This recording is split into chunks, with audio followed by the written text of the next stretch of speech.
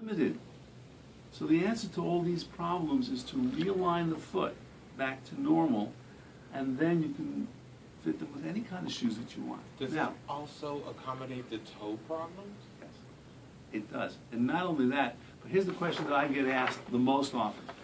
Dr. Baldinger, I have terrible bunions and hammer toes, and I'm going for bunion surgery.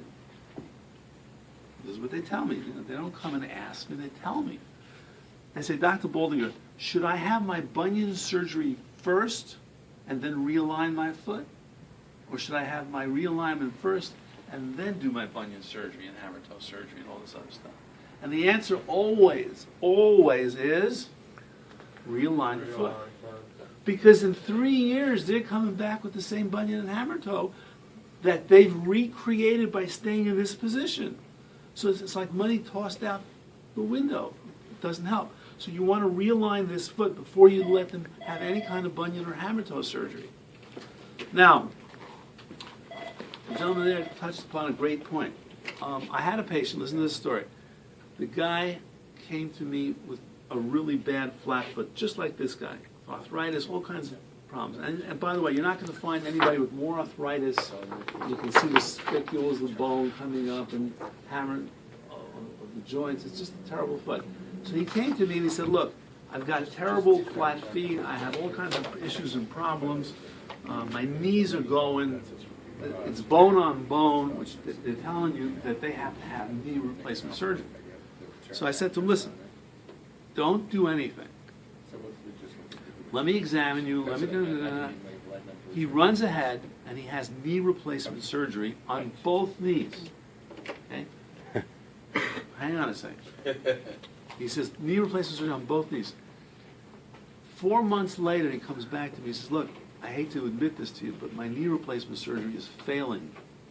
I'm going to have knee replacement surgery done again. I said, are you out of your mind? He says to me, no, this is what I have to do. So he goes ahead and he has knee replacement surgery on both knees twice. He still hasn't come in. So I said to him, listen, you got to come in. He says, my orthopedist, I said, who's your orthopedist? He goes, Dr. Levine in Western New Jersey. I said, I know him really well. I said, do you mind if I contact him without violating HIPAA regulations and stuff? I want to go talk to him. So I go down and I talk to him. I take, not this patient, but his x-rays with me. I said, look, it's going to fail again. His name is Raphael Levine. I said, Raph, it's going to fail again. He's going to have knee replacement surgery 3 times. When are you going to wake up and say, I have to realign his talus on his calcaneus, and then you can solve all these issues? Why do you have to put him through 3 replacement surgeries? He goes, okay. Calls him up and he says, okay, so send him over. Go do it. There's no harm done. By the way, this is the only truly reversible surgery because I haven't changed any anatomy. I haven't replaced or fused any bones or joints. If the guy wants, I can just take out the screw, and he's back to exactly the way he was before surgery. There's no downside to it at all. At all. How many surgeries can you do that for? None. So the guy goes and he comes in for an evaluation. So I do a surgery. In less than 3 months, he comes back to me and he says, my knees are perfect. My implants are fine now. And he was going to go have his knee replacement surgery 3 times. You have to understand that it works reverse. You're going from the bottom up, which means your lower part of the extremity that's contacting the ground has to be in alignment. If it's not in alignment, the next joint and the next joint and the next joint can go. So the most common complaints I have associated with this is I have knee pain, I have low back pain, I have neck pain. I just did a surgery on one guy. He's probably my oldest patient. He's 71 years old. And we did both sides at the same time. Now, very few surgeons who do my kind of work do both sides at the same time. But I'm one of the few surgeons that believes in doing them both at the same time because I want to have a balanced kind of thing. And I know exactly how to place it. I have fluoroscopy in my operating room. So I know exactly what I'm doing. He comes to me and he says, listen, he says, I never realized it, but I have this neck and this back pain. It's gone. He goes, I can't believe it. I had all this pain. I went to my dentist and all this kind of stuff, and they thought I had to have an implant. He goes, it's gone. That's it.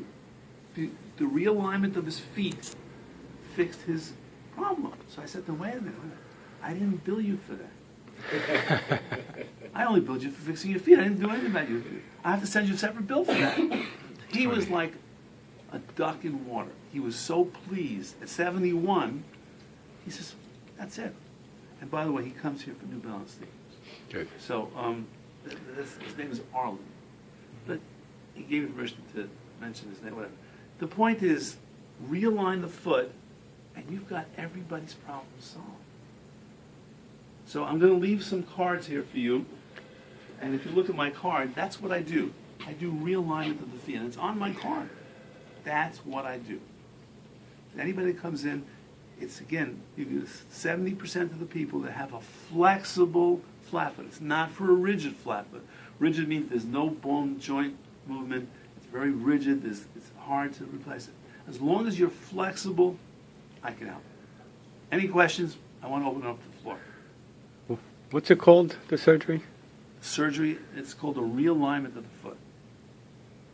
Okay? Where you're realigning the talus on the heel bone. It's called EOTTS.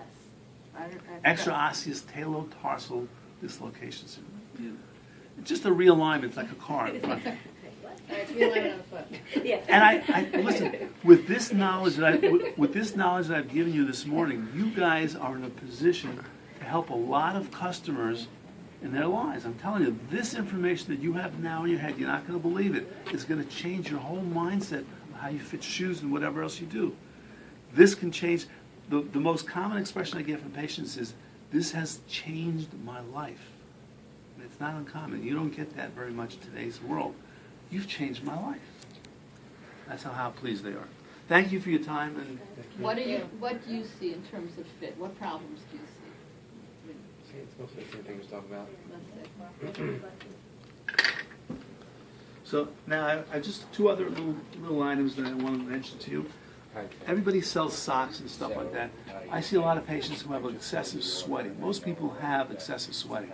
So the question is, how do you deal with that? Because they develop fungus infection, other things. So I just wanted to mention for you that socks that have cupron, which is copper ions or silver ions, those are best in terms of treating the sweating and kind of cutting down on those issues, especially for runners and sneakers and stuff like that.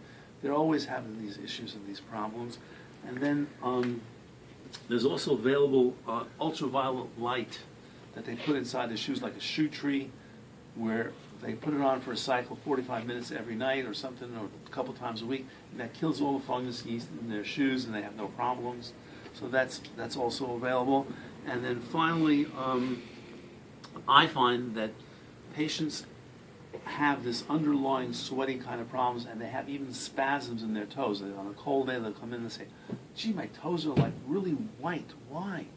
I can't run, I can't do all these kind of things, and it takes a while to warm up. And they have what's called Raynaud's phenomenon, which is not the same as Raynaud's syndrome. Syndrome means someone's a smoker, he'll develop gangrene of his toes, and he'll be out of toes. Phenomenon means you have a vascular problem where the toes don't get enough blood circulation, especially if someone in the room smokes, or they drink alcohol to excess. And what happens is those vessels go into a spasm. When they go into a spasm, there's very little you can do. I can help them because I can give them an injection behind their ankle to the posterior tibial nerve, which causes the vessel to go from this narrow to that width, because you're increasing the diameter temporarily for 3 hours, and you're increasing blood flow 7 times what it normally is. But they have to stay out of the cold. They have to wear Mylar thermal undershirts, just so that their brains can be fooled that they're warmer than they are, and the vessels open up. So if you ever see something like that, those are still treatable problems and things like that. You'll hear them a lot when runners come in to be fit for sneakers. I have a question. Does the surgery work on plantar fasciitis? Yes. Plantar fasciitis is caused by a stretch of this plantar fascia in a pronated position, which is this position as opposed to this position. If you measure the length, this would be pulled, and that if you fix the alignment, you don't have to do anything for plantar fasciitis. No other surgery, no arches, nothing. Plantar fasciitis, bunions, hammer toes are all symptoms of the foot being misaligned. Okay. And this is the lady that keeps me aligned. Any other questions? Children, Sure. My daughter has a very flat foot. Right. So, She's 7, and she's had a flat foot since she's, so Yeah, those her are. bones are gonna grow, Hang on. so No. Let me give you the facts. So we'll deal with facts if we can. At age 3, the canal, which is right here on the outside of the heel, by the way, we've attached the titanium device on the model just to show you how we can correct it.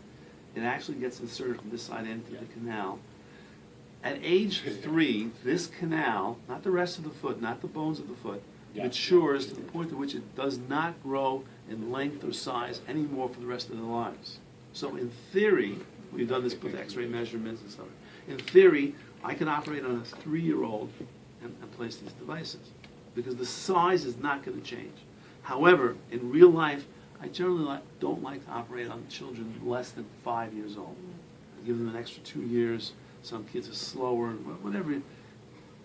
So generally between 5 and 8 is when I operate on a child. So it can be corrected immediately, and I recommend the correction because you have this lie that you deal with, and that is that the pediatricians tell the parents, we're going to fit them with arches and orthotics, and they're going to outgrow the problem. Well, that's not what true. they tell us. Yeah. I'm giving you the facts. I lecture at the hospital to pediatricians all the time. I have to deal with all these lies that they're telling patients, and I have to say it politely because otherwise they're not going to refer patients to me. Yeah. And I have to tell them, look, it's a lie. Why are you telling this to people? I said, tell them the truth. It's always better to deal with the truth. They're never going to outgrow the problem, but you can solve the problem in children by correcting it immediately and not letting them go through developing bunions and hammer toes, plantar fascia, and all these other problems. I said, correct the problem. It's so much easier to prevent the degeneration problem than treat it later on. Why? And generally, the younger the person is, the more successful we get the correction. Those- Meaning if you're already 70 years old, you can maybe get a 50% correction or 60. But in your 30s, we can get Or an younger. 80% correction. In teenager, we get the best correction. So young children will heal much quicker than 6 weeks. But we allow 6 weeks because that's how long it takes for the soft tissue inside around the thing to really come together and hold the implant in place. Remember, the implant is not screwed into bone. It's just placed exactly at the point where it needs to be inside that canal. Isn't that interesting? Yeah. For example, for me, my last younger patient was 8 years old. What did she come in complaining? When I stand and wear shoes, they gap. Or very often the shoes will wear out on one side Side. only. I don't know if you get that why am I wearing out my shoes in a certain place all the time? So that's what we get on. Right. Okay, we're done? Good luck, So when are guys. you going to open an office here Hey, you're in New York, right? Only. in Jersey? Well, we're not far. We're not It far. took me, We're- was it just 12 minutes to drive here? Oh, Yeah, really? yeah. Not far. 12 About a minutes. little bit longer, maybe like. I'm located right near yeah, Rockland. it's morning.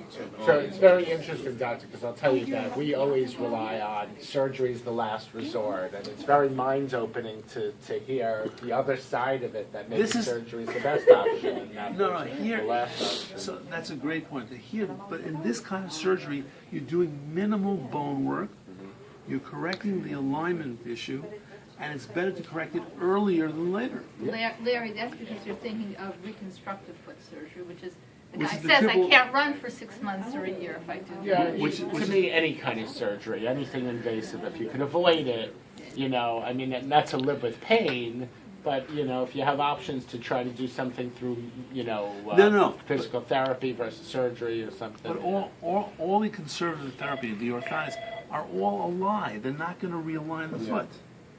Yeah. Anyway, I'll leave you my I cards here, I have guys. one question. My daughter has like a tendon that pops. It's like right over here. It keeps like, every time she moves it, That's like, called a perineal. Yeah. yeah. So that means she tore the ligaments that hold it in place. That needs probably a surgical correction. Because she tore those tendons are held in place in a groove, and she just. She showed me when she moves her foot, I could feel a tendon like I popping would off. need to see her, but I think that's. But you definitely, I think, are a candidate. How much is it? How much is it? There's the young lady. How much is it? Covered by insurance? We do an evaluation of your policy. It depends whether if you have out-of-network benefits or an out-of-network practice. Guys, here's my You know, card you with may the get something pictures down and there. stuff. Generally, the price is, the hospitalization is covered by your plan, the outpatient, the screw is covered, and we charge $2,800 a foot. But we offer financing. We want to make it affordable and easy for you. And it's not covered by United Healthcare I don't know, I can insurance? do an evaluation of your policy. Do you have out-of-network benefits? I don't know, probably. Okay. You know, you'll fax in the card to our office and we'll call You want me to give you a copy Yeah, now? yeah, give me a copy now. Okay, I'm gonna shut this.